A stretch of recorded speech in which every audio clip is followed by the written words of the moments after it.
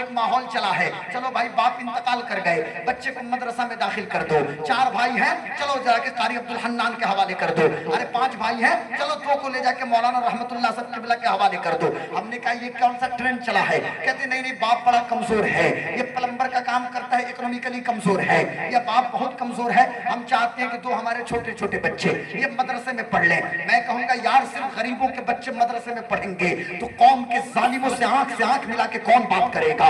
مجھے بتا تو صحیح، اگر صرف یتیموں کے بچے مدرسے میں پڑھیں گے تو سماج کے ان چودھریوں کے خلاف، جب چودھری ظلم و ستم کے پہاڑ توڑیں گے، جب چودھری ظلم کریں گے تو ان چودھریوں کے خلاف، ان پردھانوں کے خلاف کون آنکھ سے آنکھ ملا کے بات کرے گا؟ اس لیے ضرورت یہ ہے کہ قوم کے امیر آگے آئے کہ جن کی 10 لاکھ سیلری ہے، اللہ نے بیٹا دیا ہے، ایک بیٹے کو حافظ قرآن بنائے، عالم دین بنائے، تاکہ وہ اکنومیکلی کسی کا محتاج نہیں رہے گا، نبی کا سچا وفادار بن کے نبی کے دین کی خدمت کرتا ہوا نظر آئے۔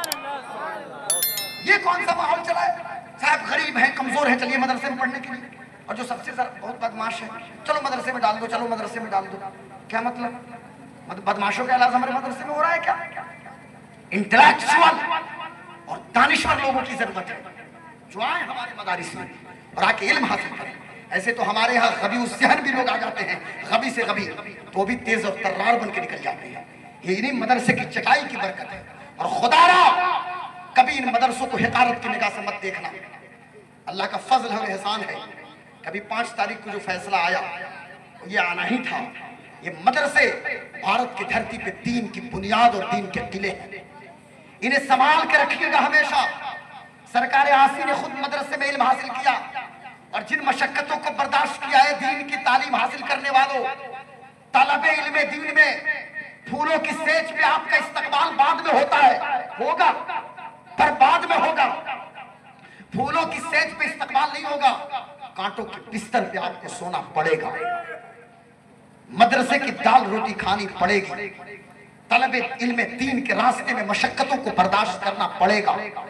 اور سرکار آسی غازی پوری، یہ پیٹرو میکس اور لائٹ کا زمانہ نہیں تھا، بارات گزر رہی تھی کسی کی، اور اس روشنی میں بیٹھ کے رات رات بھر علم حاصل کر رہے ہیں، پڑھ رہے ہیں، پوری رات جگتے تھے، پڑھتے تھے۔ آج تو سسٹم ختم ہو گیا، پہلے ہم لوگ بھی جب مدرسے میں پڑھتے تھے رات کب ختم ہو جائے، فجر کی اذان ہو جائے پتہ نہ پڑے۔ ایسا نہیں کہ ایسے ہی آپ دیکھ رہے ہیں اسٹیج پہ، اس کے پیچھے کی قربانیوں کو بھی دیکھنا چاہیے، اس کے پیچھے کی مشقتوں اور محنتوں کو بھی دیکھنا چاہیے۔ سرکار آسی غازی پوری کہ پوری زندگی عملی طور سے ہمیں پیغام دیتی ہے، خاص طور سے اہل مدارس کے لیے، کہ مدرسوں سے مضبوطی سے جڑو۔ آپ مدرسے کے اراکین ہو، صدر ہو، سیکریٹری ہو، پرنسپل ہو، استاذ ہو، طالب علم ہو، مدرسے سے مضبوطی سے جڑ کے رہیے۔ اس لیے جڑ کے رہیے کہ یہ مدرسے نہیں رہیں گے تو بھارت میں آپ کے وجود کو بھی گرہن لگتا ہوا نظر آئے گا، اس لیے مدرسے کو بچانے کی کوشش کیجیے۔ سرکار آسی غازی جب مدرسہ حنفیہ سے باہر نکلے، اب سنیے مدرسہ حنفیہ سے باہر نکلے، آج کے اس دور میں طرح طرح کے لوگ باتیں کر رہے ہیں صاحب، کچھ لوگ تو سوشل میڈیا پہ ہم دیکھتے ہیں کہ کرامت کا مطلب انکار کر رہے ہیں، کچھ لوگ نہ جانے کیا کچھ بک دے رہے ہیں کرامت کے حوالے سے، لیکن آج 2 باتیں پیش کرتا ہوں، پھر سرکار آسی کی ایک بات آپ کے سامنے رکھوں گا۔ پہلے سنیے سرکار آسی غازی مدرسے سے نکلنے کے بعد اپنے پیر و مرشد کی خدمت کے ساتھ ساتھ آپ نے اپنے لیے ایک چیز چنا، رزق حلال کی تلاش اور جستجو کے لیے آپ نے طبابت کے پیشے کو اختیار کیا تھا۔ طبیب تھے، طبیب۔ یہ کب تک؟ جب تک کہ سجادہ نہیں بنے۔